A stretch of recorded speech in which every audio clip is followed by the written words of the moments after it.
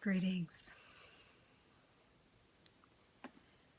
Today, I want to talk about this present moment, eternal existence, because that is the reality that we are stepping into, something that's been here all along. We've just been running past it into the future or holding back into the past, when these are the things that have created all suffering and that continue to perpetuate suffering and war. For if all truly lived in the present moment and responded to the present moment and all the present moment is bringing, it would be a very different world. And it is a very different world for many who are already living in this, some might call fifth dimension or above, state of love at 0 point,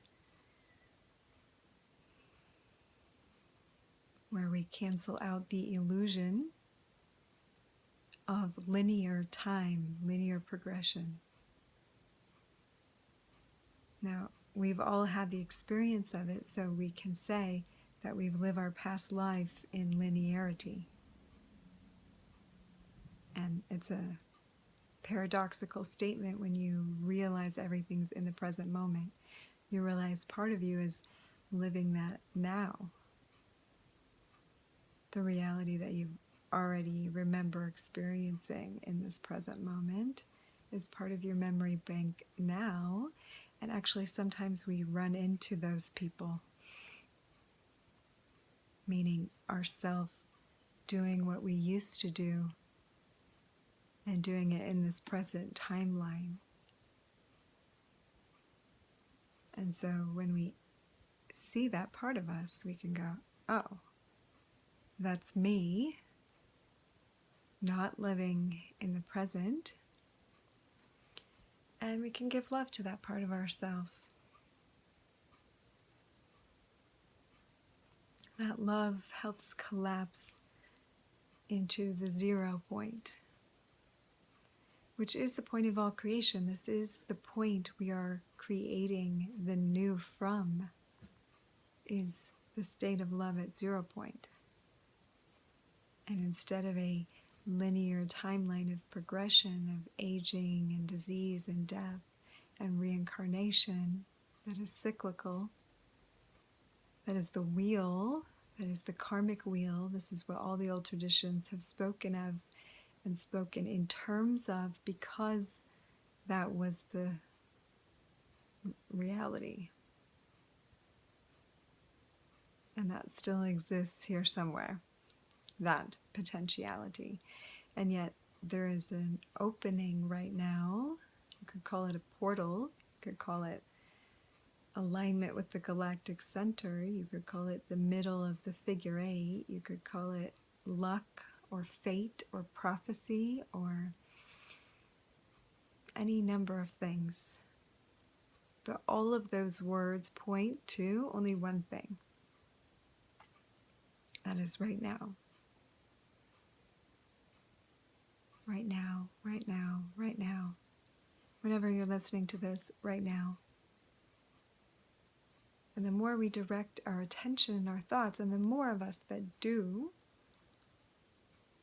we strengthen the power of this present moment wherein everything is possible. In fact, that is the nature of this moment, is everything exists in it. All potentialities, all portals, all timelines, all dimensions, all realities exist and sprout from this moment. So as we pull ourselves and each other back into the potential point, the creative point, the 0 point, the beginning, the Om, the Alpha point, which is also the Omega, the Genesis, the Brahma, whatever word you use, words have in a way tricked us and taken us away from the here, the now, the this.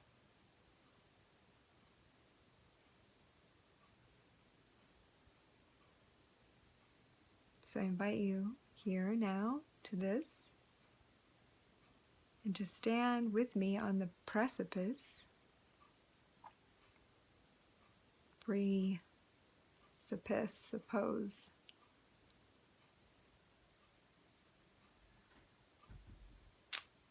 and look out into this now full of potentialities with me. Look out into the vast field of possibility, the quantum field.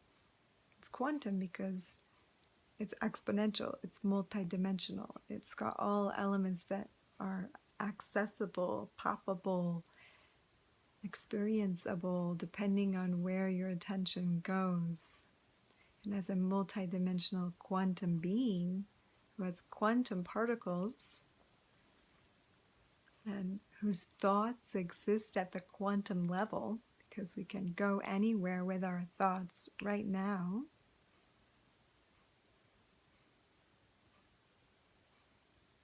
we can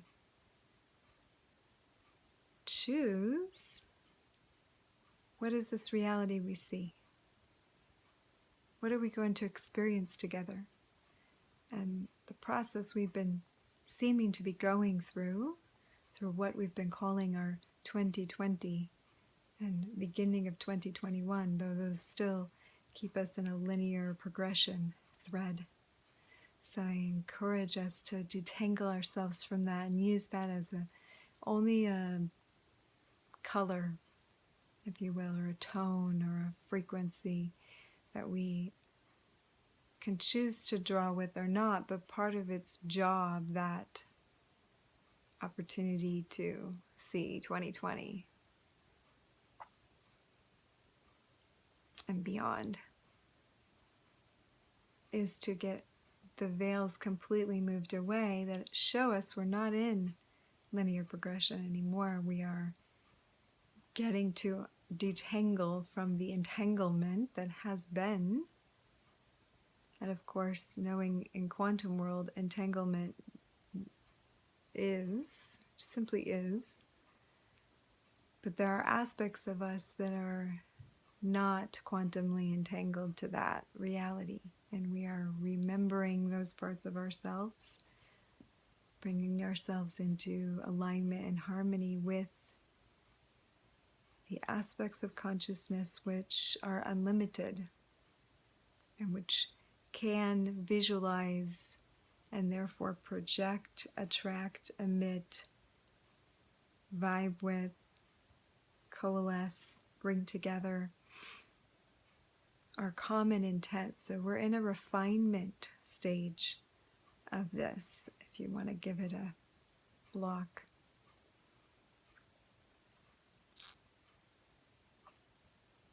It's kind of like you're in the shower, and the whole shower is the moment, right? Even if it took you like 15 minutes in the old world clock, it's still like the infinite moment of the shower. And like a part of that shower is soap and bubbles, and part of that shower is shampoo or is a song that you sang, and part of that shower is conditioner, maybe a razor, who knows, like maybe, whatever you in your infinite shower moment look like. Maybe some essential oil, vapor, maybe a cold rinse, maybe a scrub brush or washcloth or a bubble brush or whatever's your fancy. And in that infinite present moment that is the holy shower, so we all know that potentiality and possibility that many of us pop into on a regular can be filled with much insight. But just like that has stages, every time it's engaged again as the present moment through choice, so too do we have a stage right now of what we call this transition fully into the quantum realm. And that's what I'm just going to keep calling it because that's the truth of it, as it's even more and more revealing itself to me. This new earth is the quantum world. It is our true home, actually. We are quantum beings. We are most familiar with the quantum realm, and we're actually foreign to this thing we've been living through, which is linear duality expression, but we were curious and we wanted to give it a try. In fact, it's part of our evolution in consciousness to experience such. It's like a school. So now is a coming home to ourselves time. It's a celebratory time, actually. But it is an ending of that school. And so there's always at the ending of a thing, even though we can never truly lose, and we will always have the potential to bump into it again somewhere in someone's eyes, some reflection. Because it's quantum, so it's always available. When the choice for a transition into the quantum becomes available through either grander circumstances or inner circumstances. It's both, you see. It's both the galactic surroundings, and it's also the inner impetus of growth, the natural maturation process of the soul in the evolution of consciousness, remembering itself and evolving exponentially, which you are doing, which I am doing, which we are doing collectively at various states of awareness right now. And what an interesting time. So what I like to do in this video is to, what I have been doing recently anyway, is pulling an I Ching hexagram, because sometimes this passageway, this transition period to the quantum can feel a little bit like what is going on, and it helps me to get a texture of the wind, so to speak, to feel what is the chi, okay?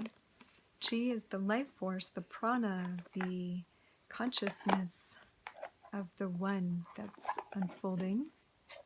We are all aspects of the one,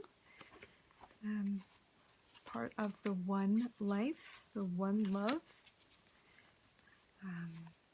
the one heart, the God being. You could say we are God's children. That's still part of God. Others would say we are aspects of God. We are God because what is a creation of God is also God.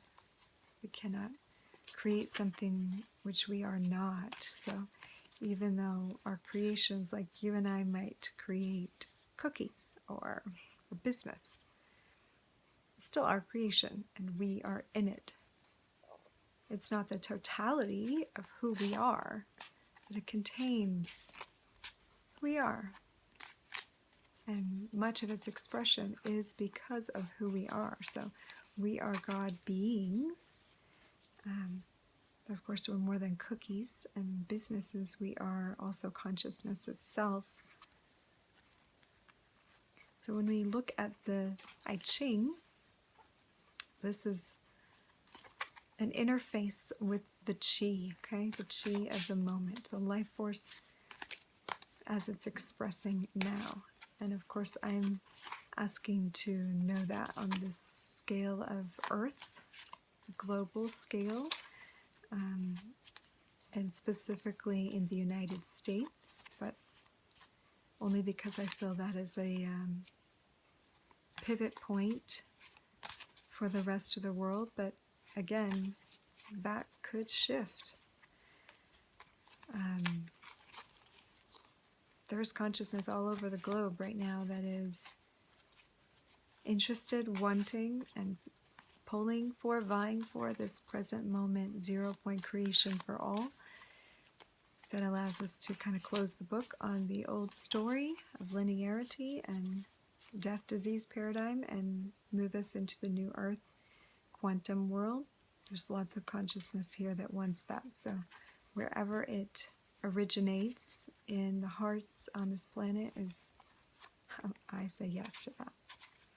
So today, card 62, hexagram 62. We've got two yangs, or two yins, two yangs, then two yins again. The short version, preponderance of the small. Hyesyao kwa. Above thunder, below mountain. Great success comes not only through monumental acts, but also by attending to small matters with the same dedication and attention. Wow, this feels like exactly what I'm talking about. Thunder itself cannot change the mountain, but its presence speaks of changes to come nonetheless. Attention paid to seemingly inconsequential things may prove vital to success. Observe right behavior at all times and offer courtesy to all beings, however lowly. Of course, lowly is a perspective, because like I said, we're often just running into other aspects of ourselves in various stages of the game, so to speak. So as we enter the quantum, remember, all realities are available. So that means you, as a baby, is there. It might look different to you, it might look like a different face, but the experience is there. You as a child, you as a teen, you in relationship with this person, that person, you know, making that mistake. And again, like sometimes it shows up to you almost exactly, that it's eerie. And I know that many of us have felt like we're talking to someone and we're giving advice to our either earlier or future self, because in essence, in many ways, we are all connected through the quantum field, and all possibilities are present, including all aspects of you. So with that knowing, this hexagram is reminding us that the small affects the bigger picture, the small details. This is reflective always of what I say about we are the control room of what's happening in our smaller microcosmic reality. We are affecting the whole. So just for fun, I would like to leave you with a little bit from one of my teachers, one of my mentors, one of her books, Journey into the Labyrinth, The Secret History of Humanity. Some good stuff in here. I will just read you this little bit on page 88, because I just opened up to it, called The Story of Creation, a Translation. Since we're talking about the Genesis. At high levels, a cell existed, consisting of infinite compassion and containing all potential within it. It knew itself to be mostly feminine, but also having all masculine components. Wishing to study both and gain self-knowledge, it first created an externalized expression of itself by making an additional, much larger surrounding cell. In the direct translation, it says many times larger beyond counting. The enlarged cell, including the original real part, now creates a second and separate externalized expression of itself, emphasizing the masculine components within this new cell. Thus, the original cell had now two externalized creations. Previously, it had consisted of infinite compassion for eons of existence, but now it's in large portion vibrating as praise and the masculine self vibrating as gratitude. We're created an octave of frequency lower. The original part of the enlarged cell stepped itself down as an attitude of love in order to find a way to raise them up to the original octave of life. Long have we waited for you to arrive, for these libraries most holy to give up their secrets. We have studied the records more ancient than we to see if the original cell knew its creations would be lower. The records confirm this, but the plan to raise them did not succeed. From the trauma of the original portion of the cell leaving the heights of conscious existence, the one enlarged cell shattered, forming overlapping spheres, as you see, like a flower of life. The one enlarged cell shattered, forming overlapping spheres, and affected the masculine cell likewise.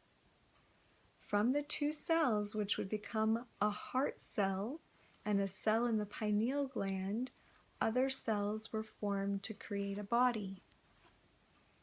From all these cells, a projected creation formed with a multitude of individuated life forms.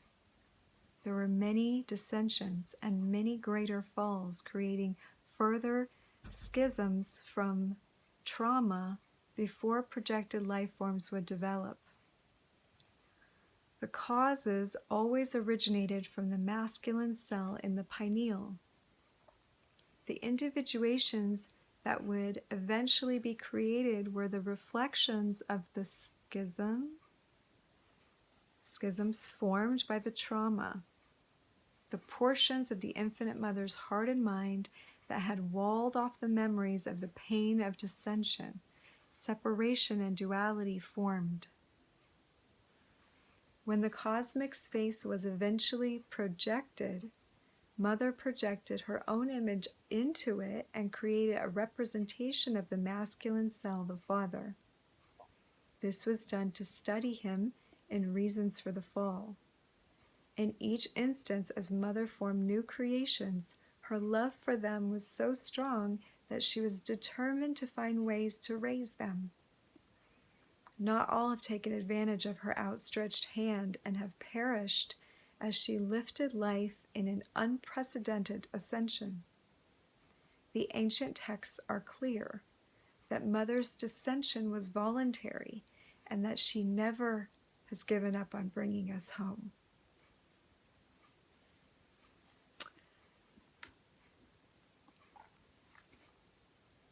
So, whatever language that you have used to connect with the original one life and source, the God being, the God universe, Mother, Father,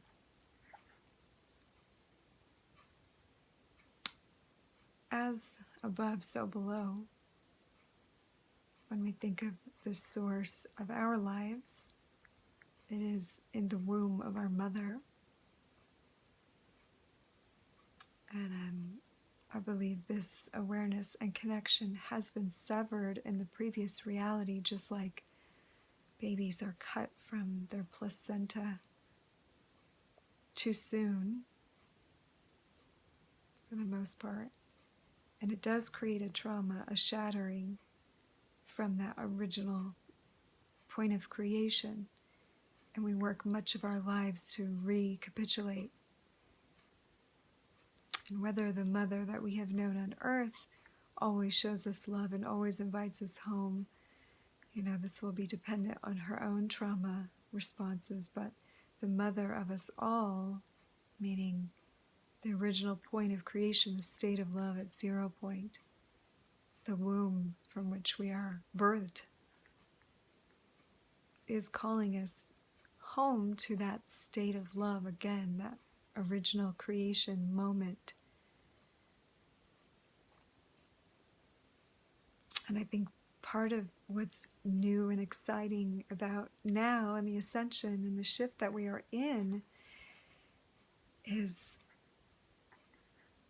having done this descension, this fall that we have perhaps unconsciously in most cases,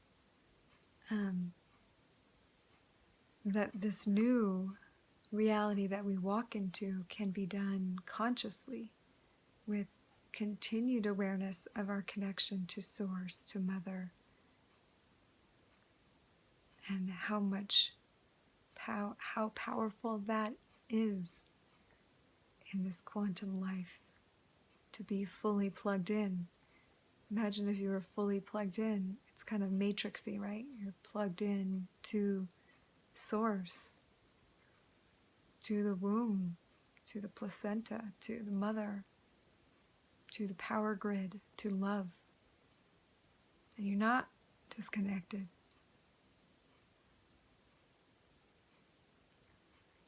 And in this place, just like perhaps your mother said when you were young, anything is possible. Anything is possible. So, attend to the small things this day. Be aware in each moment, grateful each moment that shows itself to you. Be as fully present in it as you can. That is the wish of the cosmos this day, to assist us in this quantum transition. It is my joy to serve you, my honor to share. If I can be of any assistance to you, please let me know.